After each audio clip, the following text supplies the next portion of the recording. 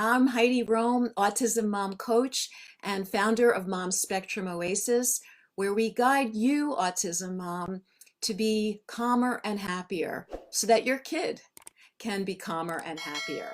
So these are crazy times, right? This coronavirus thing, it's really nuts.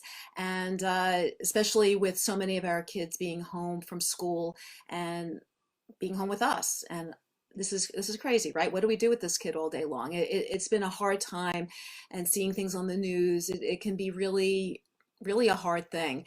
And one of the things that I've been getting is a lot of information from every kind of list and organization and conference and professional group and mom group that I'm in, all kinds of advice and information about how to handle this time and what to do with the child who's now at home, especially your special needs child. And it can be overwhelming, and I'm really nervous when I look at all this. Have I absorbed it all? Is there an important tip that I'm missing? So I thought, let me just step back a moment with you, because in case you're feeling a bit overwhelmed by this flood of information that you feel like you suddenly have to absorb on top of having the kid home and having to, keep them occupied. So I thought, let me just speak out with you a bit and just remind everyone to take a step back and, number one, breathe. Like, forgot to do that. And remind you of the analogy of the airplane. Imagine there's severe turbulence, you're in the plane and it's getting rocked around and you're hitting unexpected stuff, and that oxygen mask drops down. And all of us remember that instruction. What do you do when the oxygen mask drops down? And the answer is you put yours on first, right?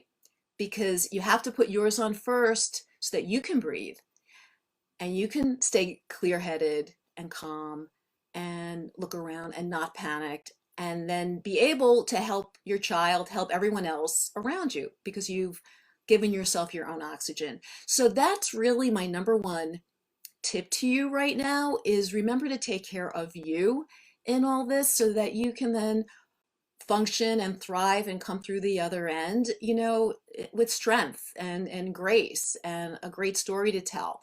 But remember to breathe. So that's really number one overall.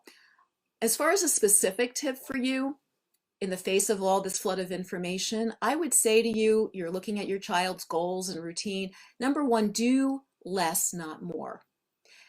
This is not the time to start some new difficult thing. I know you may have more time now, but it's more important to keep things as steady and predictable and routine as possible, to move through this calmly.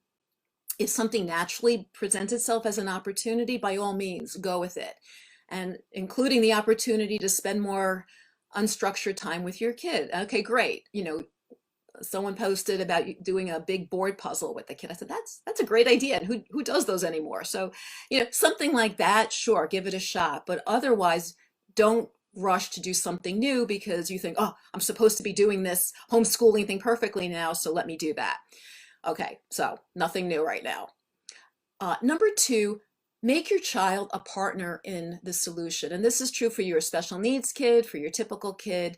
Say, what would work right now? Ask the kid, what would be an interesting thing to do? What would be a fun thing to do? What would keep you calm right now?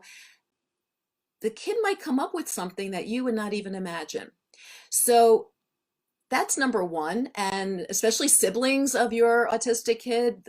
I know Eric is an amazing resource when it comes to Ethan. He comes up with all kinds of ideas and new ways of doing things. So that's one thing. Make the partner, and including if your child like Ethan is nonverbal, okay, you still ask and honor their opinion. You still demonstrate that you care what they're thinking and feeling. And if they can't verbalize that to you or otherwise communicate it, well, you're the expert in your child. No one knows your kid better than you do. So you start from a position of, what do you know that your kid loves? What do you know will calm him down? And you start from that. And then you engage with them. Well, I know you like to cook. So we've always done scrambled eggs. Would you like to try something new and bake a cake? So you're still doing something that they like, but maybe doing a different twist on it and engaging with them. And they may show you something else they'd rather do. But in any case, you're presuming the competence, you're presuming that they know what they want, and you really are demonstrating that you care what they're thinking, and that's going to go a very long way. So make the kid a partner. Number 3, take breaks. You know, in school, there are a lot of breaks you haven't necessarily thought about that go on. The kid is not in a marathon session from 9 to 3, sitting there getting taught while the teacher is just nonstop talking. There are a lot of natural transitions. There are snacks, there are meals, there's gym, there are all kinds of, there's conversation in class, breakout groups, all kinds of things that are natural breaks. So remember, take those breaks. You know, you don't have to become this master homeschool expert overall, you know, take the break. Okay, and number 4, maybe the most important, is mindset about all this. You know, your attitude is the difference between an ordeal and an adventure. So you get to pick. You get to pick. We have to distinguish between the facts and the circumstances and the emotional response to those circumstances. There's the autism diagnosis and autism, and then there's all the feelings and emotions that go with having, you know, that situation to deal with. We have the coronavirus reality, and then there's our emotional response to that reality.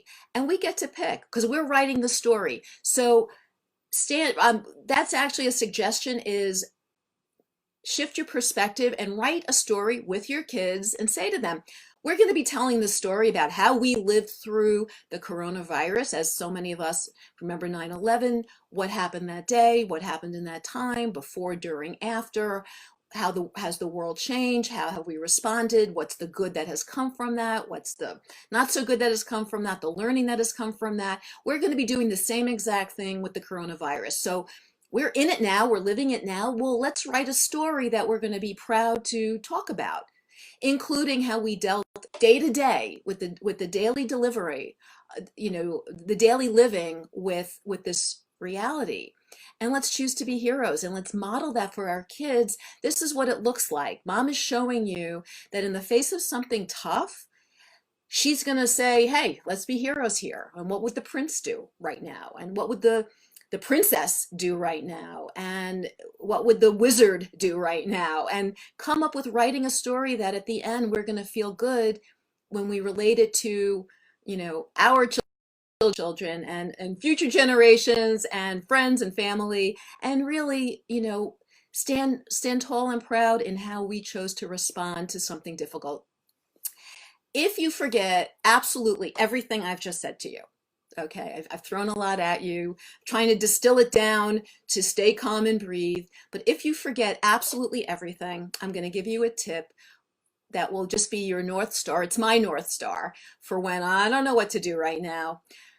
It's based on a conversation that I had with Ethan, and those of you who have heard me speak have heard the full conversation, but in it, I'll just give a quick excerpt. I asked Ethan, how can we help you on the autism journey? And the key thing that he said was, you just have to love me, and that is your job. The rest is my job to do. So when you're stuck, you don't know what to do in that moment, remember those words and say, how can I love even more right now? How can I love myself? How can I love my child? How can I love my husband, all my kids, yeah, the world? How can I love even more right now? Because when you then make a choice out of loving intention, out of love, there are no mistakes. Okay? No mistakes, is only learning. If you try something and it doesn't work, okay, maybe another time, maybe not, but you move forward. But when you come from love, there are no mistakes. So don't make yourself crazy. Don't tie yourself into knots. You got this. We're all going to come through, and we're going to be okay. All right. So I hope you're going to like my page, Mom Spectrum Oasis. Please do give me any comments or questions. I would love any feedback, any ideas for future, you know, topics. And because I want this to be supportive and helpful and loving for you. You know, that's the goal here, is to be here for you in a hard time. So remember to breathe, and you got this. Have an amazing weekend, and I'll talk to you soon. Okay, take care. Bye.